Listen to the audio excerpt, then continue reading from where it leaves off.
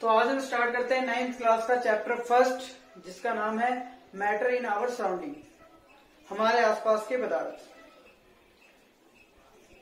इस चैप्टर को शुरू करते हैं, ठीक है। तो जो हमारा फर्स्ट टॉपिक है चैप्टर का क्या है, पदार्थ क्या है, व्हाट इज मैटर। नोट्स जो आपके स्क्रीन पे आ रहे हैं इसमें मैंने सारी डेफिनेशन अच्छे से लिख दी है, आपको उसको साथ साथ में कॉपी में नोट करते जाना है, ठीक है। तो बताता हूं पदार्थ होता क्या है। हमारा जो ये यूनिवर्स है, ये जो ब्रह्मांड है, यहाँ पर जो भी चीज है, कुछ भी वस्तु हो, कोई भी सब्सटेंस, किसी न किसी चीज से मिलके बना है ना, किसी न किसी चीज से मिलके बना। जैसे ये बोर्ड है कि अपने आप आ गया नहीं ना, ये कुछ ना कुछ चीजों से मिला, फिर एक बढ़िया सा ढांचा तैयार हुआ। तो जिस चीजों से मिलके बना है उसे हम पदार्थ कहते हैं, यानी क्या कहते हैं, मैटर कहते हैं, ठीक है। तो इसे हम मैटर कहते हैं, यानी पदार्थ कहते हैं। आगे मैंने लाइन में लिखा है कि जो पदार्थ होता है, मैटर होता है, वो क्या करता है, स्थान घेरता है, यानी जो स्पेस है ऑक्युपाई करता है, और इसका मास यानी द्रव्यमान होता है। समझते हैं इसका मतलब क्या है। ये मार्कर है, ये पदार्थ से मिलके बना है, बताएं। ये इसी को मान लो, ये भी एक पदार्थ है, ठीक है। ये भी एक किस तरह का क्या है, मैटर है। अगर मैं इसको इस बोर्ड पे रखता हूं तो इस बोर्ड पे रखने पे क्या हुआ, इसने इस बोर्ड का इतना हिस्सा क्या कर लिया, इसको मैं जैसे यहां रखूं, इस बोर्ड ने इतना हिस्सा उस क्या कर लिया, स्थान घेर लिया, कवर कर लिया। इसका मतलब क्या है, ये हाँ, ये पदार्थ है यानी मैटर है। बात क्लियर हुई। अब बात करते हैं इसका द्रव्यमान होता है, यानी द्रव्यमान होता है, द्रव्यमान। अच्छा, इसको कुछ वजन है इसके अंदर, हाँ। बाहर अगर आप अपनी वे में, अपनी लैंग्वेज में हो तो एक तरह से वजन लेके चलो, द्रव्यमान यानी मास। जैसे हमारी बॉडी है, हमारे अंदर भी कुछ है ना, हाँ, इसी को द्रव्यमान यानी मास कहते हैं। तो ये स्थान घेरता है और इसके अंदर द्रव्यमान यानी मास होता है, ये स्पेस ऑक्युपाई करता है। इसको हम मैटर कहते हैं, यानी पदार्थ कहते हैं। यानी हमारे यूनिवर्स, अपने आसपास देख लो ना, हर चीज वो पदार्थ है। क्यों, अगर वो जगह घेर रही है, हाँ, स्थान ऑक्युपाई कर रही है, तो इसको पदार्थ यानी मैटर कहेंगे, ठीक है। नेक्स्ट देखते हैं। नेक्स्ट क्वेश्चन मैंने लिखा है, पदार्थ का भौतिक स्वरूप या भौतिक गुण कह लो। दोनों एग्जाम में क्वेश्चन किसी तरह से भी आ सकता है। यानी जो हमारा मैटर होता है उसका नेचर क्या है, उसकी कैरेक्टर क्या है। तो बात करते हैं होता क्या है।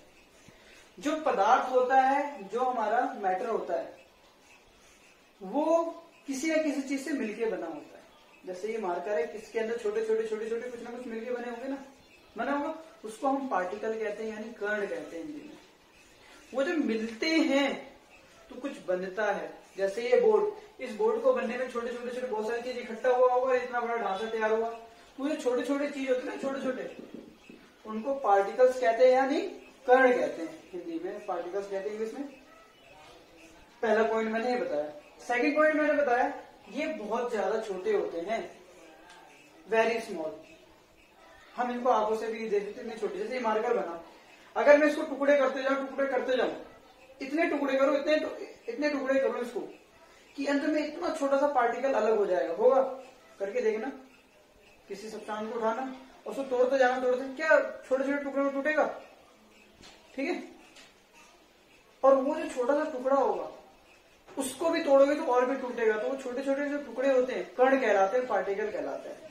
यानी भौतिक अवस्था यानी फिजिकल नेचर की बात करें मैटर के, तो ये बहुत छोटे होते हैं, और जो हमारा पदार्थ होता है वो इन सभी चीजों से मिलकर बना होता है, मैटर हमारा। क्लियर है सेकंड पॉइंट, ठीक है।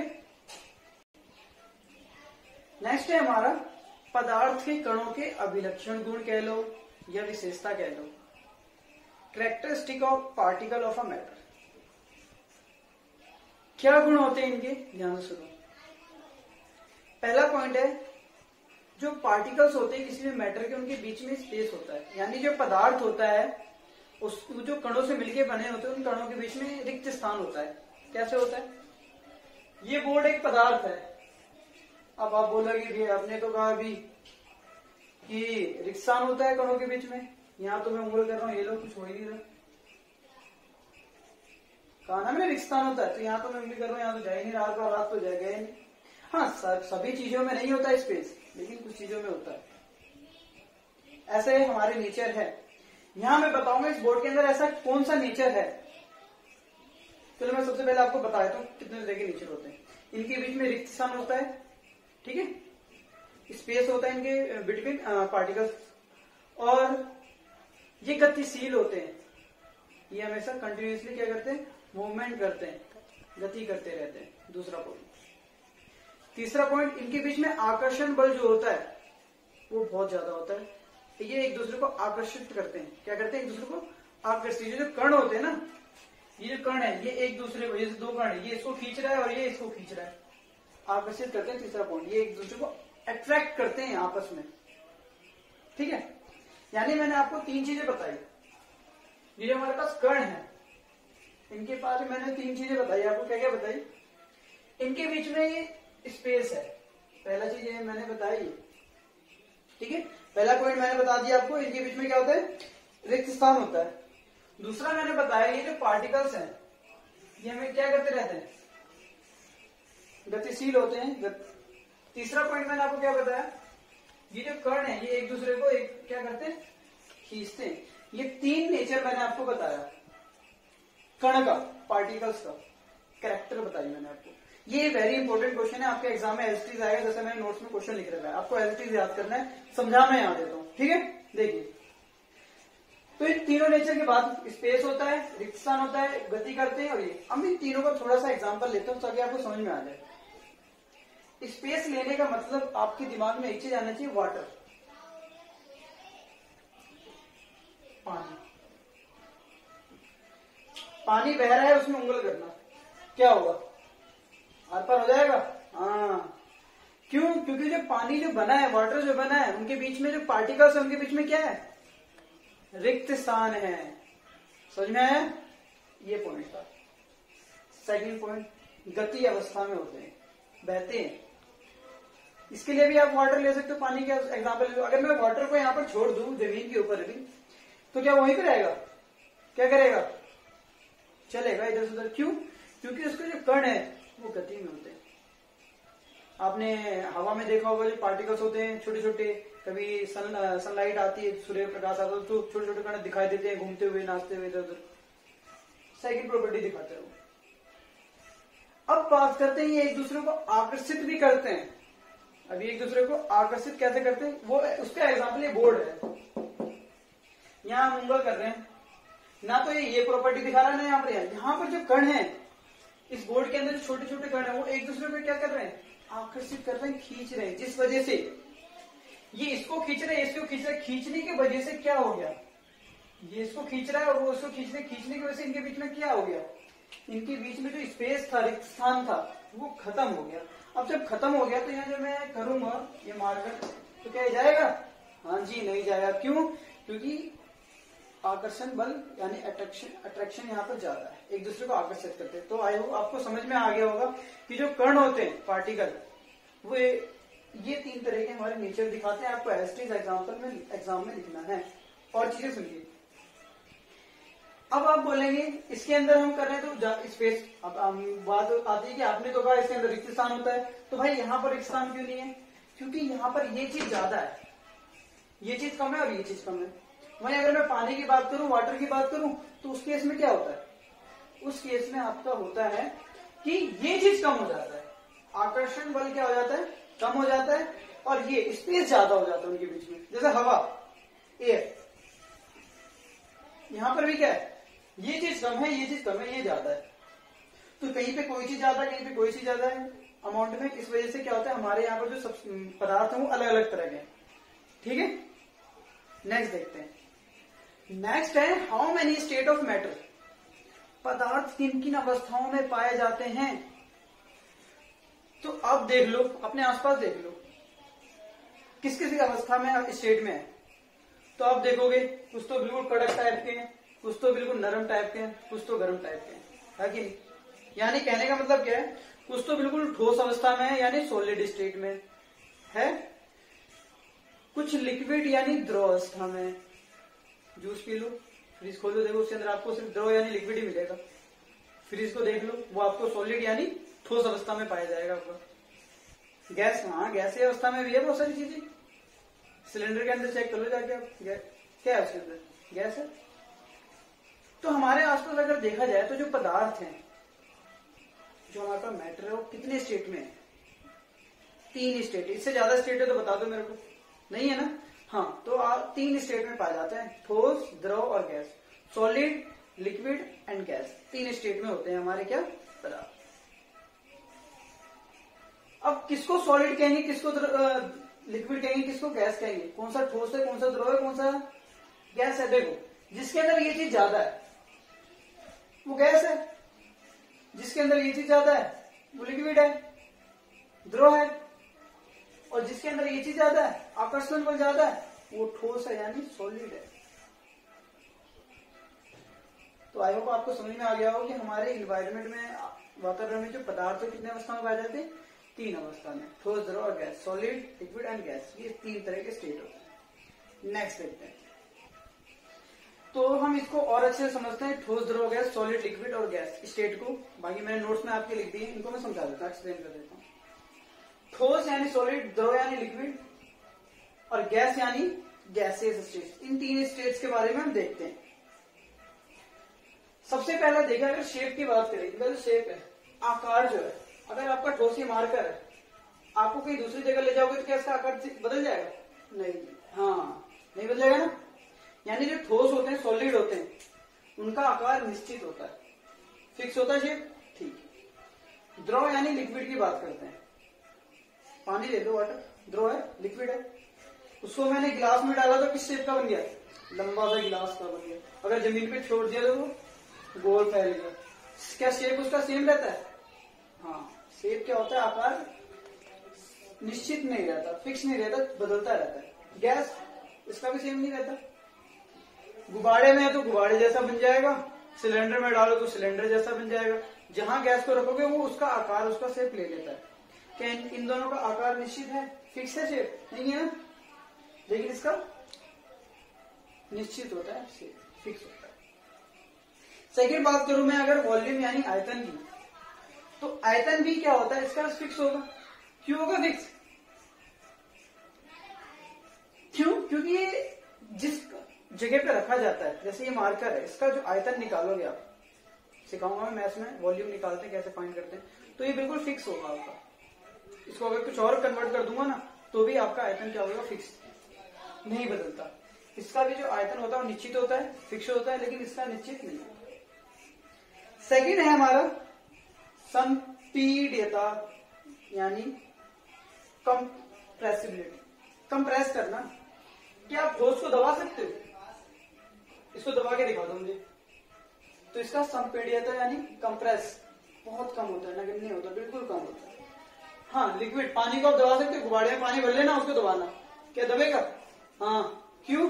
क्योंकि इसका जो कंप्रेस होता है थोड़ा सा मतलब कम होता है, इससे कम होता है, सॉरी इससे ज्यादा होता है, इसमें बिल्कुल कम होता है। इसको हम कंप्रेस नहीं कर सकते, इससे थोड़ा कम होता है। लेकिन गैस में तो बिल्कुल ही कम होता है, आप इसको आराम से दबा सकते हो, मतलब कंप्रेस कर सकते हो। ये थर्ड पॉइंट देख लेना। नेक्स्ट देखो,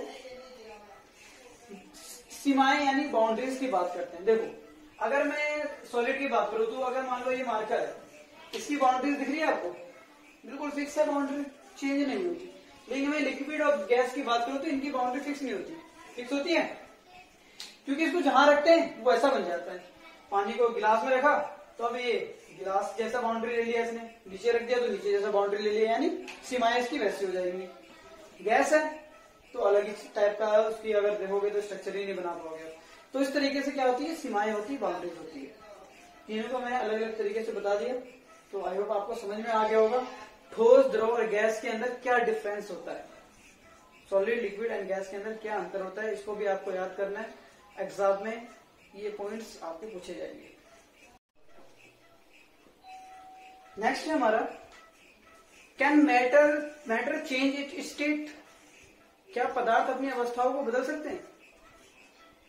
सोचिए, अपने आसपास देखिए, कोई ऐसा पदार्थ ढूंढिए, मैटर ढूंढिए जो अपनी अवस्थाओं को बदल सके। है कुछ? है? सोचो, देखो। हाँ, याद है, बर्फ, आइस,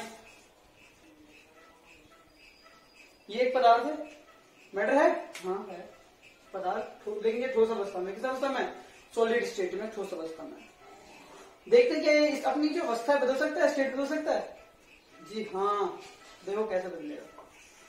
अगर मैं इसको गर्म करना शुरू करूं तो ये जो बर्फ है कैसा बन जाएगा, थोड़ी देर बाद द्रव अवस्था में आ जाएगा, यानी लिक्विड स्टेट में आ जाएगा। और गर्म करूं तो मैं इसको वेपराइजेशन, भाप बनना शुरू कर देगा, वेपर बनना शुरू कर देगा, हवा में उड़ना शुरू कर जाएगा।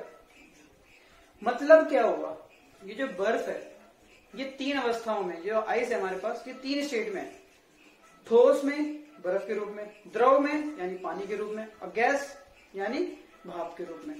सॉलिड यानी आइस, लिक्विड यानी वाटर, और गैस यानी वेपर।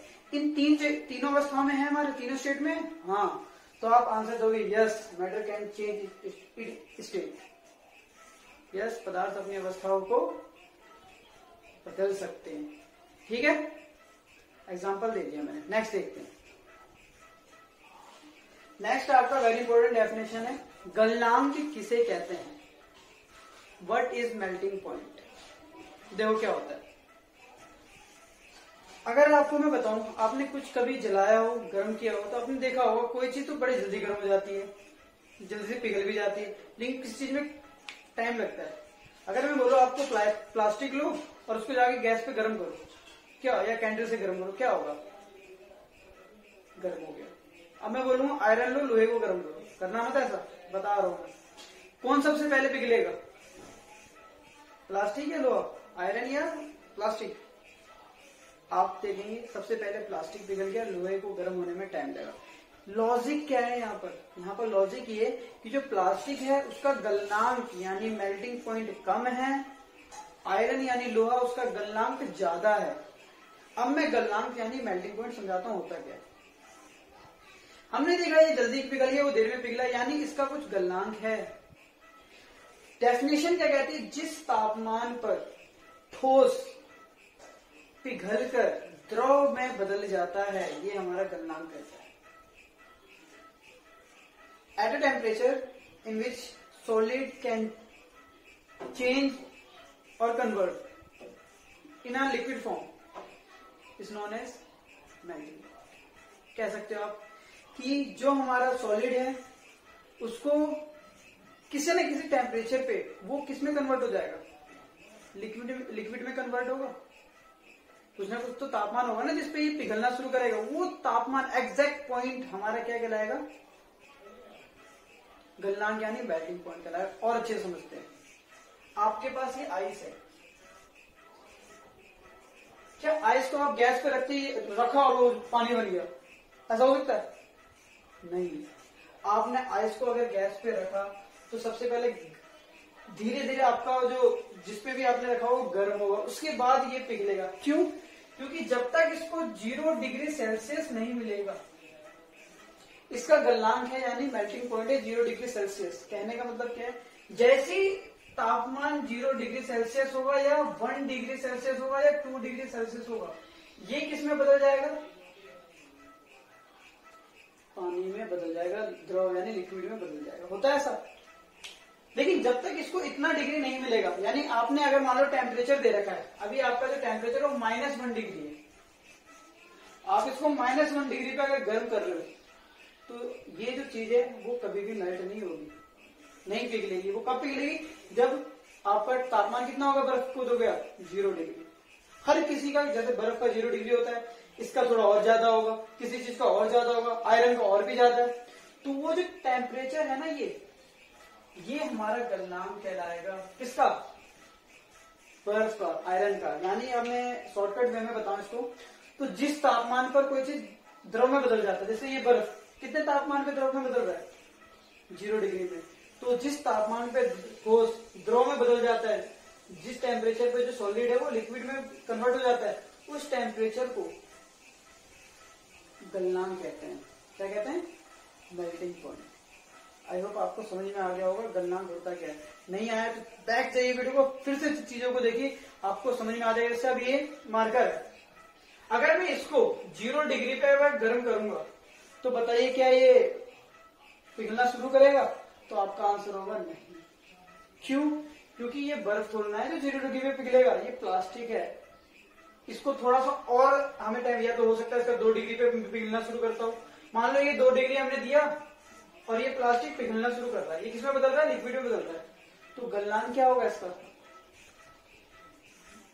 2 डिग्री। समझ में आ गया? मतलब जिस टेम्परेचर पे, जिस तापमान पर जो हमारा पदार्थ है या मैटर है वो किसमें कन्वर्ट होता है, बदलता है? लिक्विड में, द्रव में, वो हमारा गलनांक कहलाता है। हर चीज का अपना अपना गलनांक होता है, किसी का ज्यादा होता है, किसी का कम होता है। ठीक है, जैसे बर्फ का 0 डिग्री सेल्सियस होता है, इसको याद कर लेना, एग्जाम में आता है। नेक्स्ट देखते हैं, कुछ बेसिक चीज बताता हूं आपको। टेम्परेचर के बारे में तो पता ही होगा। जैसा अगर मैं बात करूं, अगर आप एक नंबर लाइन हो, संख्या लेकर साथ, तो जो 0 डिग्री होता है, अगर हम इधर बढ़ते चले जाते हैं और ये इधर बढ़ते हैं, देखो जैसे यहाँ -1 है, -2 है, डिग्री सेल्सियस ले लो, डिग्री केल्विन ले लो, 1 है, 2 है, 3 है। अगर हम इधर जितना जाते जाएंगे, गर्मी बढ़ते चले जाएगी, वो चीज उतनी गर्म होगी। और जितना हम इधर जाते जाएंगे, वो चीज उतनी ठंडी होती चली जाएगी। जैसे तुम देखो गर्मियों में टेम्परेचर कितना हो जाता है? 40 डिग्री हो जाता है। तो 40 डिग्री मतलब इधर गर्म। ठंडी में क्या होता है? टेम्परेचर कम होता चला जाता है, यानी 15 डिग्री आ गया तो ठंड, और कम हो रहा तो और ठंड। यानी जैसे जैसे टेम्परेचर कम होता है वैसे वैसे ठंडा होता है, कूलिंग होती है। यानी अगर 0 जैसे हम पार करेंगे तो हम बर्फ, मैंने बताया ना, 0 बर्फ, आइस बनना शुरू हो जाएगा जैसे हम -1 डिग्री टेम्परेचर होगा। यानी अगर हमारे दिल्ली का तापमान जिस दिन 2 डिग्री हो गया, या -2, -3, -4, -5, 10, उस दिन बर्फ गिरना शुरू हो जाएगा। लेकिन हमने देखा कभी होता ही नहीं। 10 डिग्री रहता है, ज्यादा से ज्यादा 15 डिग्री चला जाता है, इससे कम तो नहीं होता ना, बिल्कुल 0 के नीचे तो नहीं जाता ना। हाँ, तभी यहाँ बर्फ नहीं गिरती। ठीक है, तो ये था टेम्परेचर है। अब यहाँ पर मैं आपको ऐसा यूनिट बताता हूँ, जो टेम्परेचर है उसको हम केल्विन में नापते हैं। याद रखना, ये ऐसा यूनिट होता है। आपके नोट्स में मैंने अच्छे से लिख रखा है। नोट्स को जो आ रहे हैं आपके स्क्रीन पर, उसको बढ़िया से नोट कर लीजिए और उसको एक एक लाइन को समझिए और याद कीजिए। हर तरह के मैंने क्वेश्चंस बना दिए आपके बुक से, कैसे पूछे जाएंगे, कहीं कुछ डाउट नहीं होने वाला आपको, बस तसल्ली से पढ़िए। अब यहाँ क्वेश्चन आ रहा है कि केल्विन से सेल्सियस में बदलना है मुझे, और सेल्सियस से केल्विन में जाना है।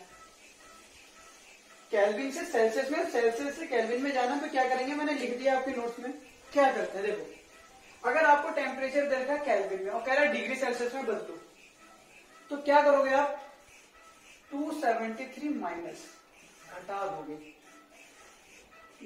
मतलब क्या है? तो यहां देखो, हमारा जो टेम्परेचर था वो 300 केल्विन था। जी हाँ, हमें इसको सेल्सियस में बदलना है। तो मैंने बताया क्या करोगे आप? इसमें से जैसे 273 माइनस करोगे, ये आपका किसमें बदल जाएगा? जी हाँ, ये आपका किसमें बदल गया? सेल्सियस में। कितना आएगा? 273 माइनस करो जल्दी। 10 में से 3 गया, ये आपका बचेगा 7, और 9 में से गया 27 और 27 डिग्री सेल्सियस। केल्विन में अगर हम देखेंगे तो 300 केल्विन है, 300 केल्विन, लेकिन इसको जैसे सेल्सियस में चेक करेंगे तो कितना हो जाएगा? 27 डिग्री सेल्सियस। यानी अगर हमारे दिल्ली का तापमान अगर 27 डिग्री सेल्सियस है तो केल्विन में कितना होगा जी? 300 होगा। समझ में आया? यानी केल्विन से सेल्सियस में जाने के लिए क्या करोगे? 273 माइनस 273। सेल्सियस से केल्विन में बदलने के लिए हम क्या करेंगे? ध्यान, जैसे केल्विन से सेल्सियस बदला, अब सेल्सियस से केल्विन में जाना है तो क्या करेंगे हम? जो भी आपको डिजिट दे रखा है उसमें 273 क्या करेंगे? प्लस कर देंगे, जोड़ देंगे। तो जी हाँ, यहाँ पर हमारा 10 डिग्री सेल्सियस है, इसको हमें बदलना है केल्विन में। तो क्या करेंगे? 10 में हम 273 ऐड कर देंगे तो कितना हो जाएगा? ये 283 हो जाएगा। 283, हाँ। तो ये सेल्सियस से किसमें बदल गया? केल्विन में। केल्विन से सेल्सियस में जाने के लिए 273 क्या करोगे? माइनस जो भी डिजिट आपको दे रखी होगी, और सेल्सियस से केल्विन में बदलने के लिए आप क्या करोगे? 273 प्लस जो भी आपको डिजिट दे रखा होगा उसमें प्लस कर दो, केल्विन में बदल जाएगा। इस तरह के क्वेश्चन एग्जाम में आ जाते हैं। आई होप आपको सारी चीजें समझ में आ रही होगी। अगर नहीं आ रही तो जो 7 से 9, 7 PM to 9 PM हर रोज शाम को जो क्लासेस हो रही है, आप इस वीडियो को देखना। जो भी डाउट होता है आप ग्रुप में पूछिए मुझसे। मेरा मकसद है कि आप जो भी चीज सीख रहे हैं उसको अच्छे से सीखें। ऐसा ना हो कि कोई टॉपिक आपसे छूट जाए। रटना नहीं है, समझना है। अगर आपको यहाँ कुछ समझने में प्रॉब्लम है तो आप मुझसे पूछ सकते हैं, वहां जाके मेरे साथ ग्रुप में जुड़ सकते हैं। मैं वहां पर आप अच्छे से बता दूंगा अगर नहीं अगर आए। वैसे मैंने बहुत कोशिश की अच्छे से समझाने की, ठीक है। तो मेरा मकसद है कि आप अच्छे से इन चीजों को समझ लें, ठीक है।